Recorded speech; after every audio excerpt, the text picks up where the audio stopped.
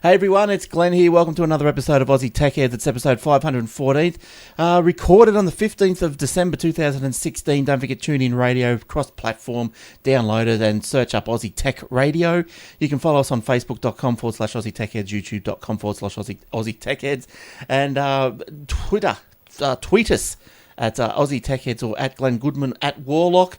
Hashtag Oz Tech Heads, AUS Tech Heads. Don't forget the other shows on the network, I could say. The Aussie Mac Zone, continuing weekly episodes. The Obsidian Loft, Old Fart Geeks, and Aussie Tech Security. Another episode of Aussie Tech Security this week. And maybe Obsidian Loft, I hear the boys are... Well, they're talking about things to do with Minecraft. I don't know if they're talking podcasts or not, but let's find out. Jace is with us this week once again. Hey, Jace, how you going? Hey, Glenn, what's up? Nothing much. Just tried to stream this episode tonight, or this week, and still Facebook just wants too much bandwidth. I just can't do it. Australian bandwidth, Terrible no good. Facebook. Get your act together. Yeah. Look, I might go back to Ustream. I don't know. I probably should go back to some sort of live streaming thing. I'll see how it goes over Chrissy. How about Twitch? Have you tried that? I think Will or you saying that it was only for games? And if they get you streaming non-games, you get the idea. The piece of leather up the posterior and kicked Probably. off. Now, what's going on with Obsidian Loft? Any podcasts in the... Well, I'm thinking about going into streaming Minecraft. Oh, what, live streaming? Yeah, with me and my girlfriend. There's a mod pack called Terra Firma Craft, which we've had on before. Right. And we've had a couple of versions of it, and I've just reinstalled it again, so we might have a look at that. And if Will wants to come on, and we'll do a bit of streaming together, and my girlfriend as well, and see what we can do. It should be a lot of fun. You going to put an audio version out? No point in that, but yeah, right. We should do another podcast at some stage. I'm trying to figure out what to do with Old Fart Geeks. It'd be interesting. But something fun happened this week. There was on the mailing list, one of the guys for our VZ mailing list. We had these old Dick Smith VZ200, VZ300 computers, also known as Laser 210 and 310 in Germany and other countries, and one of the guys found this fellow who was playing games in an emulator and doing YouTube videos of each game, probably about 5 or 6 minutes. Right. And he said, "Oh, here's some new ones. This guy is posting like one every hour for the last week, nearly." So what was it? A VZ200? Yes. I'm just going to try and made find by it. Video Technologies. Okay, cool. I didn't want to interrupt. I was just trying to find a picture to show everyone. I think they do like leap pad and things these days. Right. But, they call themselves VTech. Oh, and right. So I went and had a look at some of the videos, and wouldn't you know it, he did a couple of my games. Oh, right. So I did an Arkanoid clone for the VZ. You only got 4 colours and 128 by 64 pixels back in our day. And I called it Arkaball, Arkaball, and he did a video of that. And also, when I was a teenager, I did a poker machine game in low res, and you press base and it pulls the handle down, and then it goes through the different reels, and if you get the right amount of thing, it plays a bit of noise on there, so you can hear the music. Just sort of go. So I was like, "Oh, this is pretty cool." So I said to him, "I like your stuff. Thanks for sharing some of my games that I've written." He's like, "Oh, wow, this is great to talk to one of the authors of these games that I'm posting here." And it got me thinking as well, because in the 90s, I made what I called a disc mag. It was a magazine that was on disc. Right, yeah. And what would happen would... that's on one of the old black and white TVs. That's how I first started. I didn't even have a colour TV to watch it on, but my sister and I had gone halves in a little Princess TV. A Princess? Good on her. Yeah, that was the brand. Yeah. And so it was in black and white for ages. You couldn't really tell the blue from the red, but later on I upgraded to colour. Excellent. And so I said, I had a couple more games and things that I'd written for this disc mag. And it'd be cool if anyone's got those on you. One of the guys had already shared a couple of them on our mailing list. Then this other guy who's on there sent me a private email, and he said, I don't know if you want this released to everybody because it's obviously your commercial product and you own the copyright to it, so I'm not going to just whack it on the list to give to everyone. He's very strict about that. But his discs, Disc Mag 3 and 4, I only managed to do 4 of them because I didn't get any submissions, so I had to write the whole thing myself and make games and graphics and text and scrolling around stuff. Yes. And so he gave me copies of them, so I was watching them on an emulator, and I was like, wow, I don't even remember doing half of this stuff, but this is really awesome. So where did he get them from? Where did he find them? My disc mags or the games? The games. I'm not sure because I do have some of them on one of my websites, and there's a few others around, but there was some of the stuff that he had there I'd never even heard of. And there was one that, that's like you could get a super high resolution graphics on there by changing some stuff on one of the chips in there. The graphics chip did have a ability to go into very high res, like 256 by 192 pixels or something, which we never actually saw on a real machine. You could take 3 steps back and squint your eyes. Yeah, but the chip had the ability to do it only in monochrome, but it was not in the standard computer, and you would have to do hardware mod to be able to get it to activate. Excellent. But it was really interesting talking to this guy and seeing these games, and particularly a couple of my ones going, oh yeah, that's pretty cool, isn't it? Like you'd get a little bit of a buzz, wouldn't you, out of that? You just going about your business, day-to-day business, and then all of a sudden you go, oh, hang on, that's something I wrote 10, 15 years ago or whatever it was. Yeah, that's pretty cool. But talking about emulators and so forth, I don't know if you've seen this story through the week. Let me try and find it now because I put it down near the end of mine, but it's here somewhere. Just scrolling. There's world's longest segue. Yeah, it's related. Here we go. It's related to what we're talking about here. Minecraft blocks used to make virtual Atari 2600 console. Have you heard about that? Yes, I saw it on another podcast that I was watching during the week. Yeah, so a YouTuber has recreated the Atari 2600 games console. He's done it by building a virtual version of the device's hardware just out of Minecraft blocks. Now, he's got the ones and zeros used by computers as the basis for all programming are represented by alternating blocks, either dirt or stone. Like, who sits down and does this? You'd be surprised. A lot of people, someone's done... they've done... First they did a CPU, and then they added on RAM, and then turned it into a full computer, and then they've done like a type of printing machine, so you could type in some text and it would print it in giant letters across the sky, where they had this huge billboard made out of blocks. Yeah, and right. Another guy made into a typewriter. So this one is Donkey Kong. Yeah. It doesn't really... it's not very usable as so he goes on. Look, there's a YouTube video. It's in the show notes, and it's the author of it. He just goes through it, and how long does it go for? It goes for 16 minutes. And it's some of the old games, like as Jay just said, Donkey Kong is there. The emulator is too slow to actually be playable.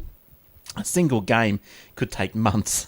But the idea behind it is I think is just quite cool, isn't it? That you would have seen that guy's name there, Seth Bling. He's like one of the biggest experts on Redstone, which is the system in Minecraft for making computer circuitry and stuff. He's done thousands of videos on how to do this with Redstone, how to do that with Redstone. So now he's got this graphics here. Each of those is one block per pixel, so it's drawing those and changing it across the screen. Yeah, it's amazing.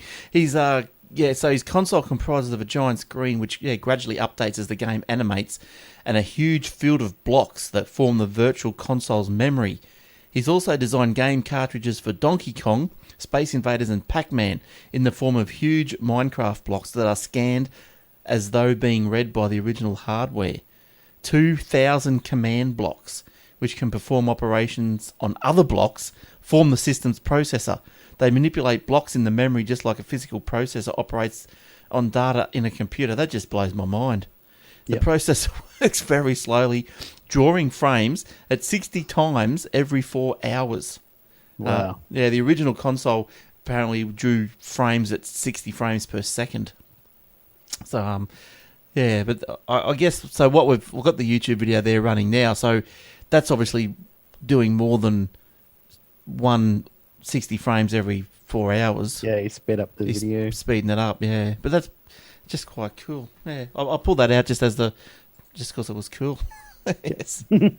All right. Well, let's go on to some of the other news stories. There was so much. Like sometimes, you go through the news stories, what's happened this week, and there's not much around. But I'll tell you, there was loads. Too much for our little show this week. So there's loads of stuff.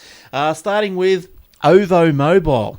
Have come out with $9.95 plans that are specifically designed for kids.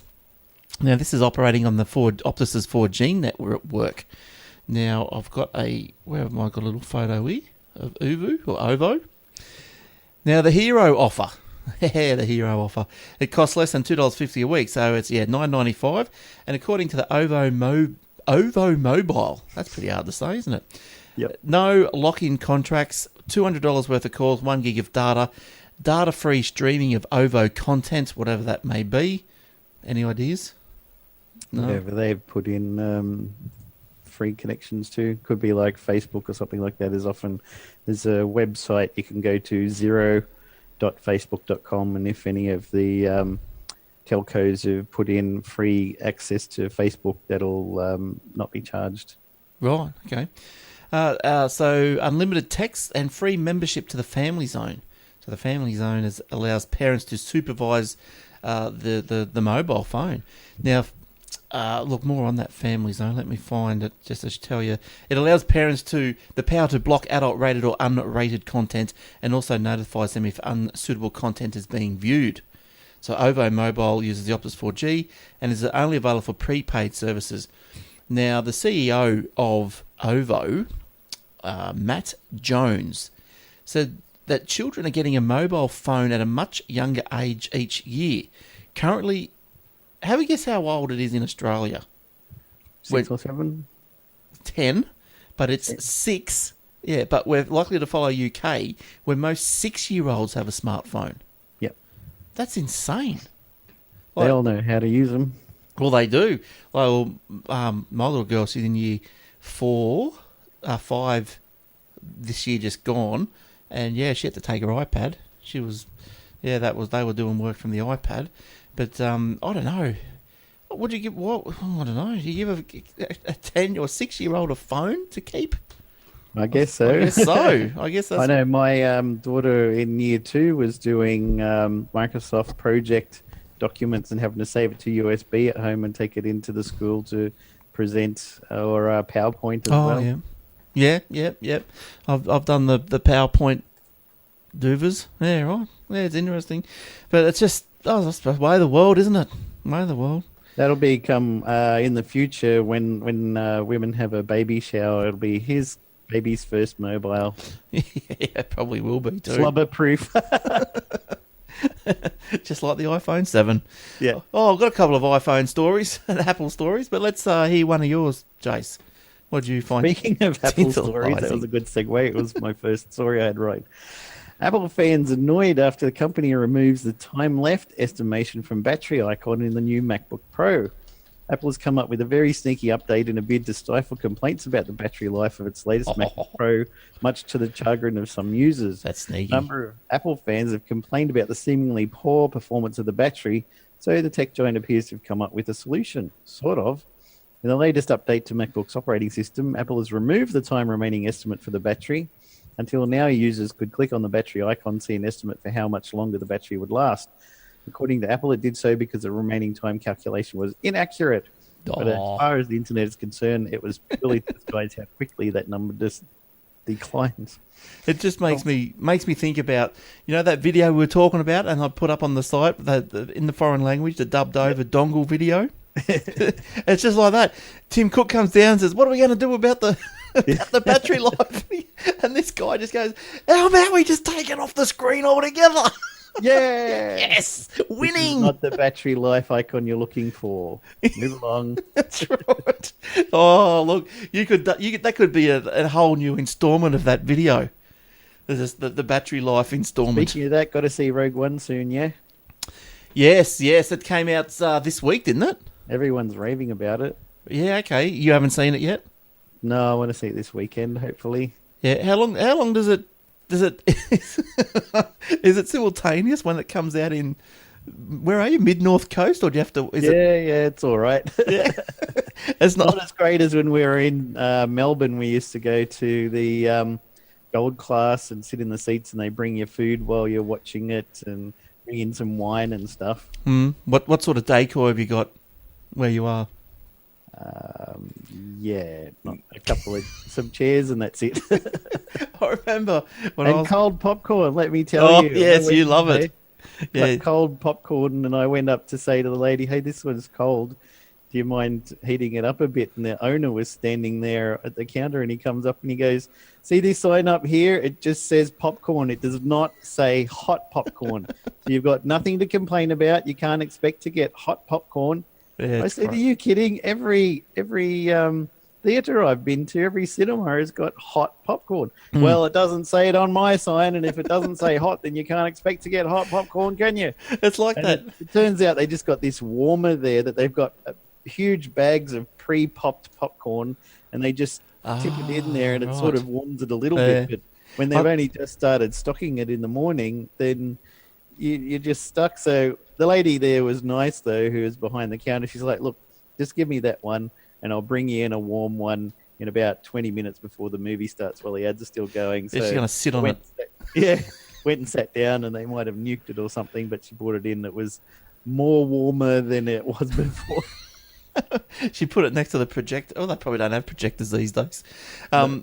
Yes. Oh, I remember when I was growing up in Coolangatta, the old cinema back then. It's changed a bit now, but back then, you could either buy a ticket to the lounge or to the stalls, and the lounge were these old chairs that were all stuck together. Like little leather upholstered and all this sort of stuff.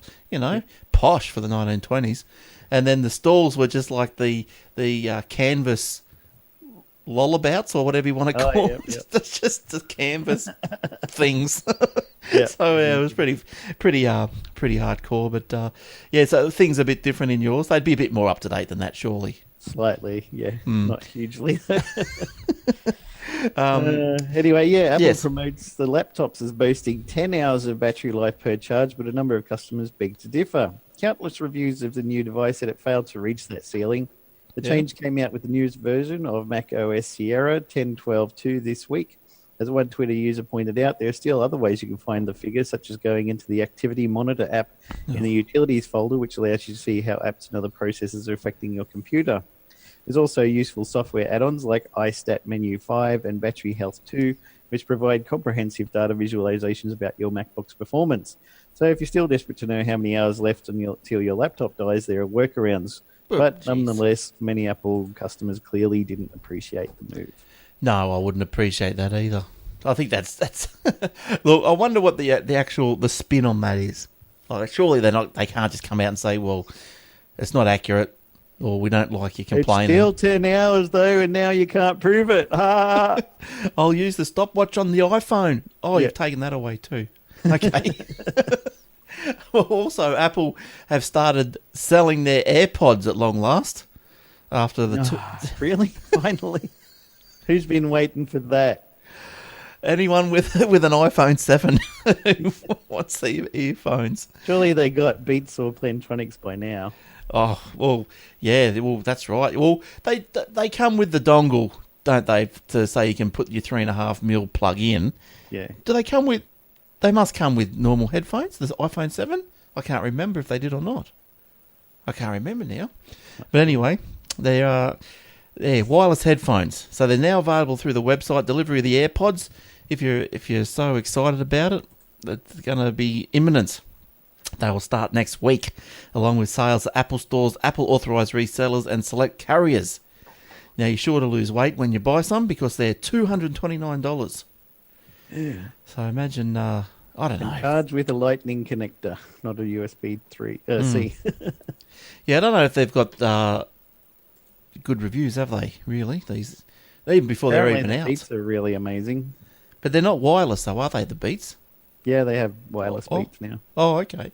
But are they like these ones here, these AirPods, where they're not joined together? So you, as a lot of people have said, that you could be running along or whatever, one would fall out, and you might not even know, and you lost it. Well, one of the things I heard that can be a problem, apparently the Apple ones might not have the same problem, but one of the EarPods or whatever they are called with whichever manufacturer syncs to your phone through Bluetooth. The other side syncs to this side. So the music comes into this one and then that one transfers it across to there. So if you've got one of those ones, then you get delay left to right with your music because the music comes in here and then it has to shoot across there and it starts playing here. But this one isn't ready yet, so it's a little bit off.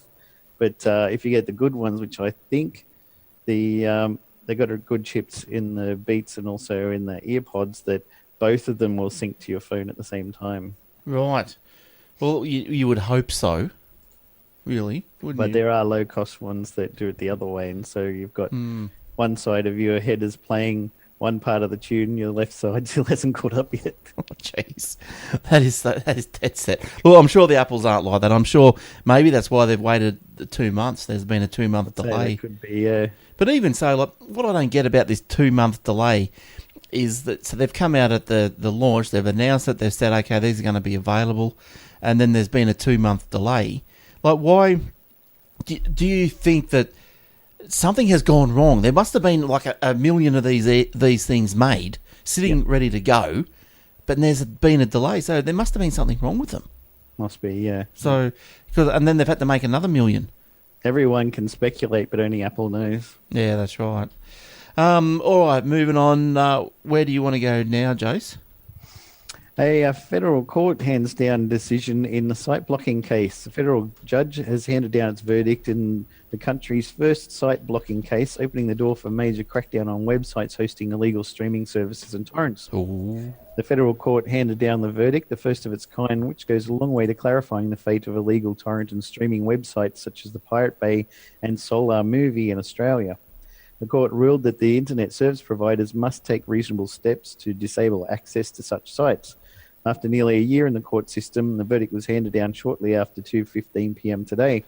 A handful of tech journalists were on hand and live tweeted the decision, reporting that rights holders who seek to have websites blocked will have to pay a fee to ISPs for doing so. The judge also appears to support the application of rolling injunctions to make it easier to chase offending sites, but said it must come with court oversight and not be automatic like telcos had argued for. The rights holders Village Roadshow and Foxtel were also ordered to pay legal costs of the ISPs. Foxtel Chief Executive Peter Tonag said it was a good outcome. We've already seen successful implementation of similar site blocking efforts overseas and looking forward to a reduction in online piracy here.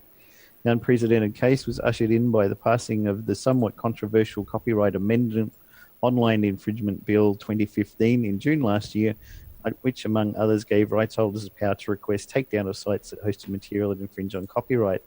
Australia's major film distributor, Village Roadshow, along with Foxtel, launched the legal action, which effectively tested the waters of new legislation. In total, they listed 61 domain names, including the popular torrents, ISO Hunt, Torrent Hound, and the Pirate Bay, that they wanted to see blocked. Yes, so I'm not sure if that's... Well, that's it. Piracy's done. They've spotted the problem. It's never going to happen again. There aren't any other torrent sites except for those 61 that people could go to. That's right. Problem solved. What do you reckon? Yeah, look, I'm going to try and see if I can search for the Pirate Bay. I know this decision. RIP torrents. So everything. Look, piratebay.com. I doubt if that's going to be there. Oh, what have we got here? Oh, no. Piratebay.org. Is that what it is? Org. But look, I'm pretty sure that's still there, isn't it? I don't think they can get rid of it. No. They keep popping up. They just block it on our side, but it's still going to be... all the rest of the world can do the torrents, just not us. Yeah. Oh, yes. Yep. So what costs, like, you know, what the judgment said that the costs have to be borne by the rights holders, but what is Telstra going to charge? $10 or something to type in the IP address? Well, somebody has got to do that as an admin cost, and admin costs are usually not very cheap. So what you think that'd be? Is that the only cost you can think of? You reckon?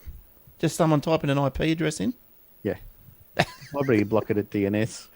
Yeah. It's not, yeah. And you get charged. Well, that guy normally gets paid, $30 an hour, and he's got 61 things to type in and testing, and got to make sure it doesn't screw up anything on the network. Oh, it could take like a couple of days at least. Pay for his wage for that. Can this be circumvented via VPNs or anything like that? Easy. Well, there you go. Everyone worth their house knows that you can use a VPN and get around all of these things. So it's completely useless. VPNs are cheap as these days. Most people have even got them just for normal use because they don't want the government looking at their stuff, even though they don't do anything bad. Because what the government says, well, if you're not doing anything bad, you don't need to encrypt. Well, want people looking at their stuff. Yes, we'll just look at the problems that they might have down at the ATO. Not that there's a hacking issue, but it looks like there's been 1 petabyte of data has been lost. Yep. They try looking under the couch. That's where I usually find things that get lost. Yeah, my stuff's in just all over the house. It's been strewn. Now Maybe they haven't opened up the package like you don't. Yeah, that's right. The data wasn't on the disk to start with. Now, the ATO website outage has been blamed on the HPE 3-par storage problem. What is all that? The HPE's the Hewlett-Packard Enterprise T1 all-flash array data storage. There you go. Something like that. Now, Well, that makes it clear. yeah, so for instance, what does this do? It is for large enterprises and service providers for instant application provisioning and high levels of service. Now, very early, when it doesn't work.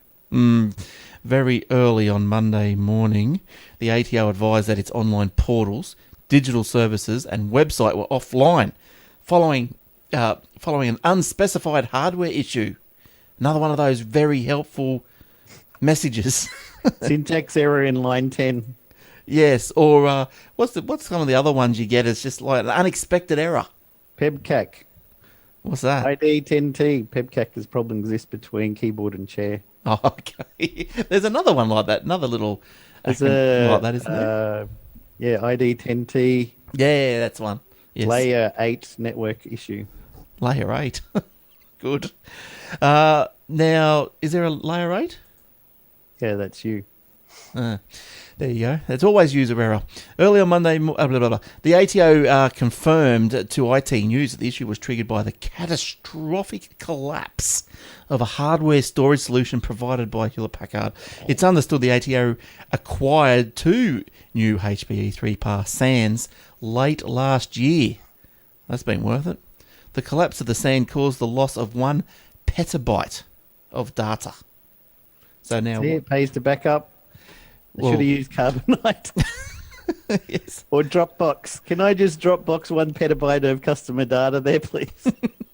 You see the old guy that's in charge of backups come in. He's got a whole filing cabinet that's just full of floppies. Yeah. Is it number disk one Restoring of disk 1 of 5 many? million. Disk one of many. Insert. Now the issue was compounded by the failure of backup systems, which did not kick in immediately following the initial outage. Now, data corruption issues from the primary SAN were replicated onto the second SAN. That's no good. The ATO is currently in the process of rebuilding both. I wonder who got fired for that. No one. You can't get fired. Look at IBM. No one got fired.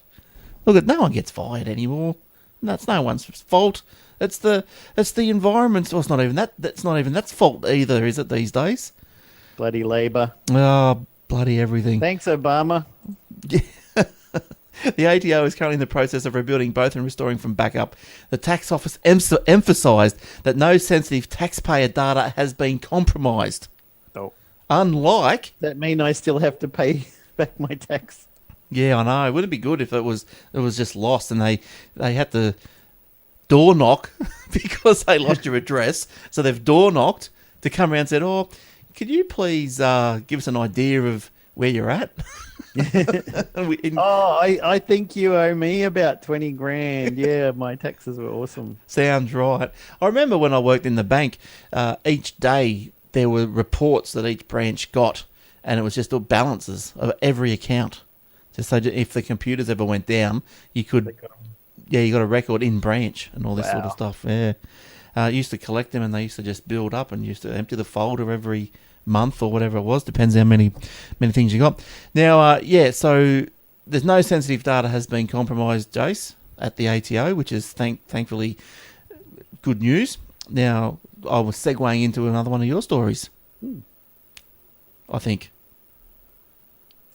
Are you on the same vibe? No. Have you got a Yahoo? Yahoo, yes. Yahoo discloses another data breach affecting 1 billion accounts. No. Yahoo has identified a new system breach that occurred in August 2013 and involved data associated with more than 1 billion user accounts. The incident is likely distinct from the breach the company disclosed in September, which was a 2014 attack that saw data associated with at least 500 million user accounts stolen. At the time, it was dubbed the biggest data breach ever. Yahoo said an unauthorized third party had stolen the data in the latest breach, that it was working closely with law enforcement.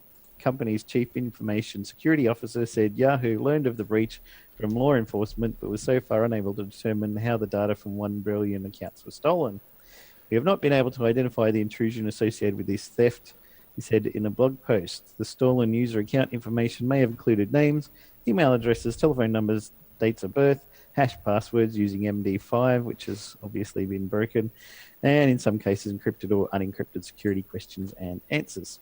So if you use password or same security questions and answers on Yahoo that you do on Gmail, on your bank, on other sites, then people can guess your passwords and get stuff sent to them. Get into your account.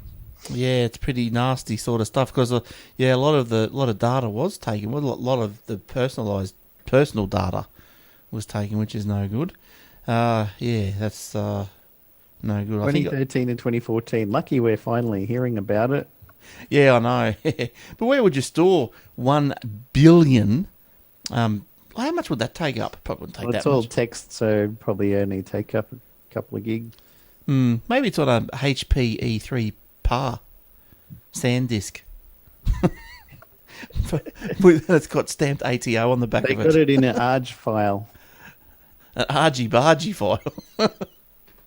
Yeah, You use ARG in the day? I sort of vaguely. Or are you a PK zip man? Yeah, PK zip.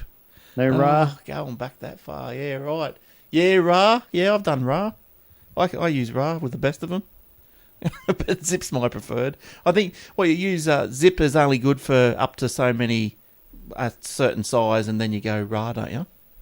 It was, but Zip usually does just about everything now. Most of my stuff I use gzip because all my stuff's server things these days. So. Oh, all right, yeah. All right. Now, where was another? Oh, look at this. This is a nice little story. Google will be 100% renewable powered by next year. That's a nice story, isn't it? Can never work. Our politicians already looked into it and renewables did. Sorry, Google, you might have billions of dollars and a lot of smart people, but our politicians know more than you do. Yeah, well, apparently, Google reckons they know more anyway. So it's going to run its offices and vast data centers 100% on renewable resources. So it doesn't mean that solar and wind power will directly power every single server in Google's behemoth Data center. data center. It does mean that the company will purchase as much renewable energy as it uses electricity each year. So I guess it doesn't really, but it must be more expensive. Yeah, But Facebook's doing the same sort of thing. They're all coming up with energy saving stuff because it's costing them too much money. You've got all the heat coming off the servers. You've got to keep them cool. And a lot of them are using seawater going through pipes to cool down servers, and then also powering from wave motion and wind and solar, everything they can do, because it's just going to cost them, millions of dollars every year to just trying to keep all the servers going so that we can upload pictures of our dinner. So while wind and solar has been the cheapest options up to 2017, Google's looking at investing over the next 10 years in other forms of low carbon power, including hydro, biomass, and nuclear. So Nuclear. Nuclear. Look at that. Google's got a lot of wind. They have, yeah. They got the most of everyone, haven't they? Yeah. What's the other one? Solar. Who's got a lot of solar? The Department of Defense, US. That's good. What's the other one? Switch Supernap. They got another solar. Who's been using biomass and waste? The defence. Department Government. of Defence and Procter and Gamble. Well, they got a lot of waste. So that's probably why they're using it, putting the good use. Now, the nuclear option is controversial, but that doesn't mean that they're going to rule it out if any agreement meets our goals of low price, safety, additionally, and is sufficiently the grid is close to them or something. So yeah, nuclear, good stuff. Yeah, a lot of people are just building their data centers right near the ocean so that they can get the wind and the cooling from the seawater and all this sort of stuff straight away. Is it worth their while? Like, do you think that they'll build in cooler climates? Like, is that where they're going, or they're just in Antarctica? Yeah, is that cold enough, or it doesn't really matter because the coolness is not in the outside temperature; it has to be taken away from the. Yeah, they could use methods to extract it out. Suck in cold air from outside, blow it through. Just leave the roof off, and the snow falling on the servers will keep them nice and cool. It would too. It'd be nice to look at. You get little bits of steam coming out, and it'd be nice. Yeah. But that's a good idea. So, look, that graph that I threw up just before, it said it's the cumulative corporate renewable energy purchasing in the United States, Europe, and Mexico. So there's obviously a big push overseas to this renewable energy. So, But yeah, so I don't know where they're getting all their wind from. I know. Baked beans. Probably. Yeah. Or the White House. Yeah. There's a lot of wind there. There is. All right, now, talking about a lot of wind and stuff. The ATO, another ATO story, reveals that in 2014-15 tax bills for Apple, Microsoft, Telstra, IBM, and more. So they've released again what these companies have paid in tax. Now, $2.15. Yeah, a lot of them haven't paid too much at all. So let me go through just a couple because there's a couple of hundred companies. But the big ones, vendors that turned a profit did not pay tax include 3.6 billion turnover, IBM, that's probably census, and IBM Australia New Zealand, which had a taxable income of 49.3 million but paid zero tax. How do you get a taxable... This is where you need Eric. How do you get a taxable income of 49.3 million or a taxable income of anything and pay no tax? Well, there's a lot of, business expenses and fringe benefits for employees, and everything's based overseas anyway, so we can only be taxed over there because we don't actually have a base in Australia. So the Schneider Electric, which saw taxable income of 32.5 million. Atlassian, taxable income was 34.6 million. And Citrix, a taxable income of 11.1 million. No tax. No. So other global tech companies failed to pay tax because they did not generate profits, including Acer, Hewlett-Packard, well, not with their HPE 3-par Sands. They're down all the way. You need to have creative bookkeeping so that, the expenses look as though they outweigh the income. So, look, I can get if these places are, I don't know, so Acer, like, are they employing people in Australia? I get if they got expenses for employment and all this, rents and all this sort of stuff. But are they really not making any money? Or those are just, as Jay said, creative accountancy. Now, Apple has been much scrutinised over its tax policy. It's paid close to 30% tax rate of 146.3 million. That's pretty good. So they're going all right. Apple's paid their fair share by the look of it. Out of their 40 billion, yep. Yeah, well, out of their Australian amount anyway. They pay 30% tax rate of 146.3 million on a taxable income of 488 million. But the iPhones, the total income was 8.3 billion. But that'd be a worldwide figure, wouldn't it? 8.3 billion. Google paid an 11% tax rate. And the list goes on, blah, blah, blah, blah. Well, you can get a full list if you want in the show notes. So yeah, we just need to be, Jason and Glenn Incorporated and write everything off and then send the money overseas. Yeah, well, look... Sorry, can't tax me here. I don't make money. My actual wage is like $1, like Steve Jobs did. Everything else you pay with corporate cards and...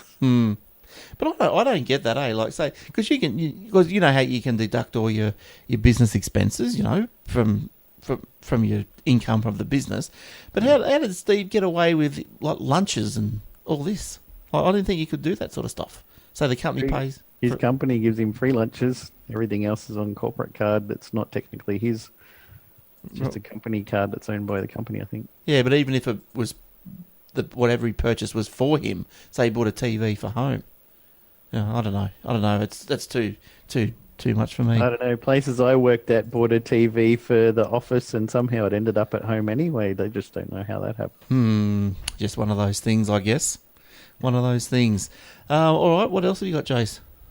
An embezzler spends more than $1 million of stolen money on mobile app Game of War. Excellent. Everyone has thought about it, what to do with the sudden windfall of money, from purchasing a luxurious yacht to relieving one's family of financial strain for many years to come. The possibilities are endless. Kevin Lee Coe found himself with that much money, but only his fortune was far from accidental. From about May 2008 to March 2015, he engaged in a scheme to defraud almost $5 million from his employer Holt, a heavy machinery company based in California. Coe managed Holt's accounting department, and as the company's controller, he oversaw Holt's commercial credit account. Coe abused the authority to conduct hundreds of unauthorized credit card transactions on the company's account, to manipulate and falsify records regarding the credit account, and to mislead the bank that held the credit account when it made inquiries to Coe about suspicious transactions. As part of a plea agreement this week, Coe, 45, pleaded guilty to one count of wire fraud. He was charged with 8, and only one count of money laundering. He was charged with 3. In total, he must pay Holt $4,542,236.08 in restitution, and he potentially faces decades in prison. 20 years in prison is the maximum sentence for each charge, according to the plea agreement documents. He has not yet been sentenced. The amount of money he stole would change most people's lives, and it seemed to have changed Coe's as well. Among the things he spent it on, the expected: luxury cars, scenes and tickets to see the Sacramento Kings and San Francisco 49ers. Some of his other extravagances included plastic surgery expenses and a membership at the exclusive Whitney Oaks Golf Club in Rockland, California. Easily the strangest expenditure was money spent playing Game of War, a smartphone game that is considered a freemium app, referring to a game that costs nothing to acquire but requires monetary purchases in-game. In other words, if you want better weaponry or some such within the game, you can purchase it. Game of War had the largest in-app spend per play of any mobile game in 2015, attracting on average $550 per playing user, according to VentureBeat. Coe spent approximately $1 million on the game. Isn't that crazy? Have you played it? No. No. It looks like something I might like to get into. I play Words with Friends against my dad and Minecraft. That's about it. What's Words Against Your Friends? Is that a... Scrabble. Oh, right. I've been playing, there's some word game on Facebook. One of those Facebook games. Have you played that? Yep. Possibly. Yeah. I get invited to a lot of them. I just don't have time to sit there playing those all the time. Yeah, I just quickly go through on Words with Friends, put in a bunch of words, go, there you go, Dad, next. Yeah. Yeah, no, well, this one is in the games in the Messenger. And right. I haven't tried those yet. It's supposed to be like Pac-Man and stuff in there now. Yeah, there's Galaga, Pac-Man, Space Invaders, and a couple of others I've never heard of, so I haven't played them. And this word game, which is not too bad. That's all right. You any good, though? Look, Galaga, because I'm a bit of a Galaga fan. Galar. Yeah, it's that game on Facebook. It's two. You only get one life, and so with Pac-Man and Space Invaders, it's one life. So you get one life. Galaga, if you get the ship if you get the ship in the warp, it takes it up. You can get 2 ships, but you still, if you blow your ship up down below, well then you're gone. Or even if you get the second ship, you get sort of 2 lives, but yeah, it's not enough. And like as the little dudes stream out at to form the formation of the armada at the start of each level, like every second one of those things is missing just because it's on the Facebook, I suppose. Give you a bit of a chance. But yeah, look, I'm not a fan of it. I find it just crap. That's all right. Look, it's auto fire, which is good. You only have to worry about moving left or right. But look, fair dinkum, it must start off level 1. Is like if you're playing the arcade version, it's like playing level 11 or something. Oh, okay. Yeah, it's pretty hard. But the word one's not too bad. But yeah, that's all right.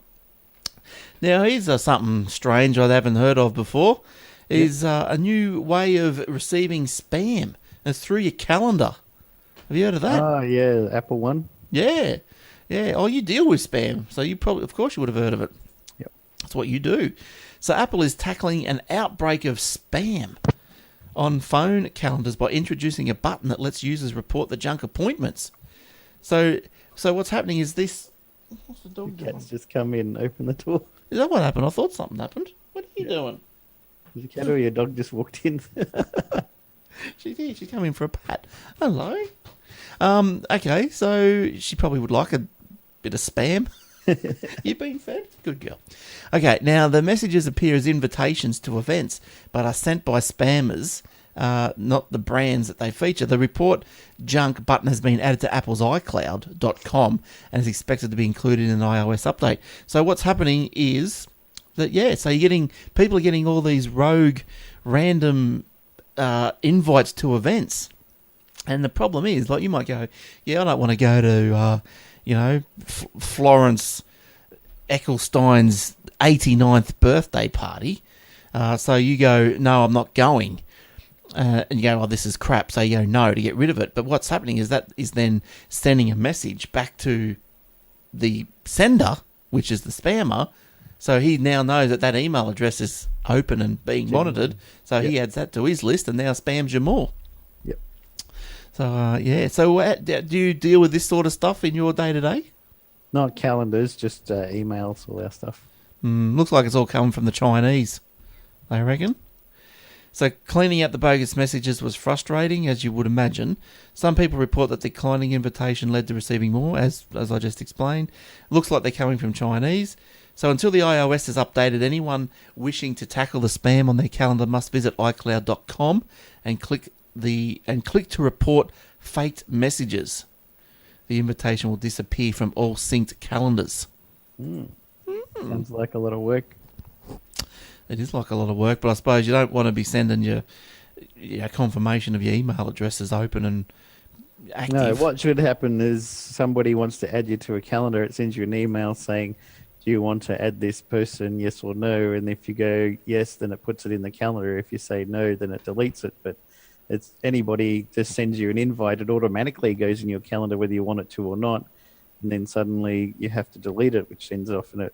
Oh, Glenn has deleted this event. He's not interested in your Ray-Bans. Then discount 50%. That's right. And then they know you are there. You're existing. Yep. Yeah. All right. Look, I've got another one, I think. So what else have you got, Jace? Anything? Well, I've got a list of what Australians Googled for in 2016. Oh, we're up to that stage. All right. Yeah. What have we got? Turns out Australians really like sport. Other things we like to Google: Pokemon Go, politics, Donald Trump, and Pauline Hanson. Here's the official overview of top things that we're Googling for in Australia in 2016. Overall searches that were trending: the US election, Olympics, census, Euro 2016, and the Australian Open 2016. For news, US election results, census, Pokemon Go, total solar eclipse, and Oscars 2016. Global people trending: Donald Trump, Hillary Clinton, Conor McGregor, Stephen Avery, and Melania Trump. Who's Conor McGregor? No idea. Let's look him up. Conor McGregor. Never heard of him. Must be someone. Oh, he's a boxer. Right. Ah, there you go. There you go. Playing against Floyd Mayweather. Aussies trending: Mitchell Pearce, Molly Meldrum, Tara Brown, Pauline Hanson, and Mel McLaughlin. And what is most searched? What is my IP address? What is a plebiscite? What is Pokemon Go? What is the weather today? And what is the time? How often do you Google for what is the time?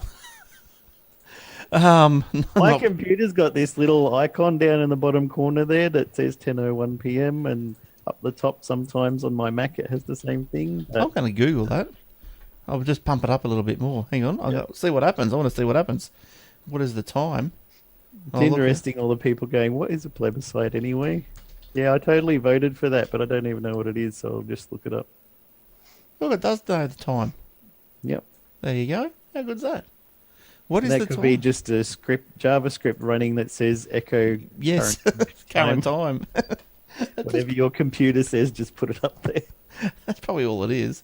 Yep. But yeah, interesting. Would you call it interesting that Pauline Hanson, Donald Trump is in that top 10? No, they're all the talk these days. Even Dick Smith likes Pauline Hanson. Yeah, it is all the talk, isn't it? It's going crazy.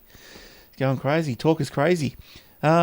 Apple now lets customers schedule servicing directly with Australian resellers. So before you get on the Apple site, you want to get your iPhone. That'd be interesting for our mate Mick. Yes. So I sent him that. I sent him the link to that. See if he. If you want him to see it, just add it to his Apple calendar. Yeah. Yes, that's spam. I'll invite him. Apple has quietly expanded its support service to include Australian partners when customers use the bring in for repair function on the website. So previously, the only options you would get would be take it to a store. I don't know what happens when people like you, Jace, so your nearest store is what? I don't know, Newcastle? An hour and a half drive away. So is that what would happen? You would say, go onto the store, go, I want to get something repaired. They go, well, go for a drive. Go to Newcastle. Well, what happens if you're in broken ill? Go to Adelaide. Yeah, something like that. So anyway, so now there are several authorised service providers listed for repairs, including for repairs for the iPhones, Macs and iPads. So you can get third-party repairers. That's all right. Now, as that story went on, it was apparently these repairers, they've got scheduled and allotted times for actual Apple store referrals. So I don't know, so something like, they might have to block out 1 to 3 p.m. every Thursday or something. But I'm sure they'd be blocking us. Whatever they were told to block out, they'd be blocking out. Sounds very useful. Yeah, it does. So you don't have to go to the Genius and have a talk to them. To someone who's not a genius? You talk to real world geniuses who are not inside the silver box. But look, I've had no issue with them. They're pretty good. I've always had a good experience in the Apple store, to tell you the truth. Mm-hmm. Yeah, always. What else you got, Jace? Anything? That's it. Oh, well, look, we went through those so fast. We got time to spare. We got like 5 minutes to spare. We might just have an early episode.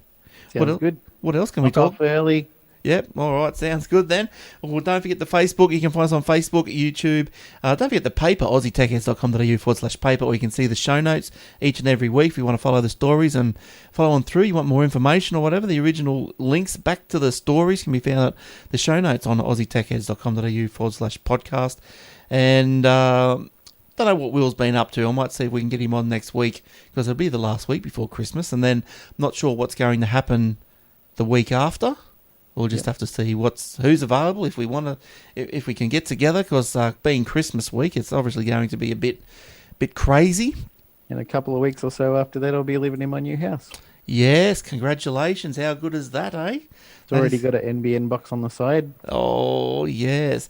And you're already, all the girlfriends probably already thinking of stuff to buy, lounges and flower pots, whatever it is. Well, I got a bit of extra with the home loan, so I want to put solar on as soon as possible. And we'd like to get a dishwasher. That would be nice. Yep. Yes. Look, I could recommend the solar. Easy. Like if you're working from home or you're going to use a lot of stuff through the day, like I think you can pretty much program your dishwashers and washing machines now, can't you, to come on at certain times. You get it all to come on through the day, one after the other. When you so you can get the value and use that stuff that you're producing, because it's all changed around these days. It used to be wash your dishes at midday when the sun's at its highest. Yeah, well, that's right. And then because it used to be you would buy back the electricity. No, you would sell it back to the company, they would sell it to you. You would sell it to them for 40 cents, but you would only pay 30 cents for it when you used it. But now it's all sort of turned on its head, and now you're still... Yeah, they'll buy it from you for 5 cents and sell it back at 32. That's right. So look, if and solar's not as it's not worth it as much to people now if they're coming onto the new system. If they're not at home all day, if they're at work all day, there's no point in putting $6,000 on your roof just to get 6 cents per hour, like at maximum. Anyway. Yeah, it doesn't work like that anymore. So I don't know. The incentive is sort of gone a bit. I think wait until the batteries come out. Once we start able to store efficiently. Tesla Powerwall. Yeah, I think the last time I looked at those, they were about 10 grand though. Yep. And but if once they start coming down economically, viable, yeah, for sure. Like store what you don't use through the day. But if you're going to be home through the day in your home office, get an air conditioner, get your. That's me. Yeah, that's right. You got one of those ordered? You need an air conditioner. I got a portable air conditioner at the moment, and that'll go into the main bedroom.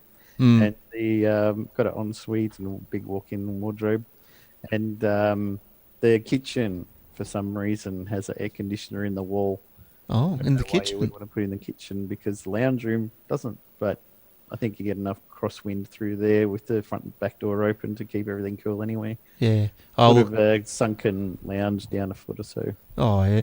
Well, look, save up your money and get a split system in that little office of yours and run it through the day, and you got no worries of bills. That's good. Yeah, there's a bit of a landing between the lounge room and the kitchen, so I'm going to set up my office there. Good stuff. All right, very good. Good to hear. Another home buyer. Always good to get back into the market, isn't it? And you're there. You made it. The Australian dream. Congratulations. Stop paying rent and stay in the one place for a long time. Yes, yeah, that's right. It's not worth the move, is it? Like when you every time you buy, you got to pay all this stamp duty. I think if you didn't have stamp duty, it'd probably be a bit easier. Yeah, that was about 10 grand. Yeah, I know, it's crazy. And I think New South Wales, I think Victoria's the dearest for stamp duty. I think New South Wales might be about the second dearest. They're starting to crack down on foreign investment too, because I have to provide a photocopy of my passport or birth certificate to prove that I'm not from overseas just buying up homes all over the place for investment and not letting anyone live in them. So they never used to crack down on that. They're like, yes, please, everyone come in and buy all the stuff. But now they're like, no, we're going to have to investigate that if you're not from here. Yeah, well, I remember like years and years ago, I think when I bought my first house, like in the 90s, like I don't think I even provided much ID at all. Like, and everything just went to the titles office, got all changed over, no ID, no nothing. So I don't know, it was a bit loose back then. Yeah, well, there's supposed to be about 70 to 80,000 homes in Sydney that are empty because the foreign investors don't want to have to maintain the house and fix problems with it. So they buy the house and land and then sit on it for 40 years until the price of it goes up, and then they can sell it at profit then. But in the meantime, there's 80,000 families that can't get a home because A, the price has gone up from these other people buying it, and B, the houses are empty anyway and just falling to bits all over the place because they won't pay for the upkeep because that'd cost them money. So yeah, well, even if the investors just kept them empty, as you were saying, like I think it's like the properties have been going up. I reckon it's been going up 10% a year. I don't know what it's doing down there, but up here, there's a house down the corner from here, and I know like 2 years ago, it was on for like $740 or something, and then it sold again because like I kept an eye on it because I knew I'd seen it for sale 2 years ago, and then it just sold again just like a month ago, and it sold for like $920 or something. So it's like 200,000 in 18 months. Nice. How's that? There's nothing special about it. No. It wasn't on water or anything. It was just it had a park behind it. But I thought that might have been a detractor rather than an advantageous thing. What's highly sought after.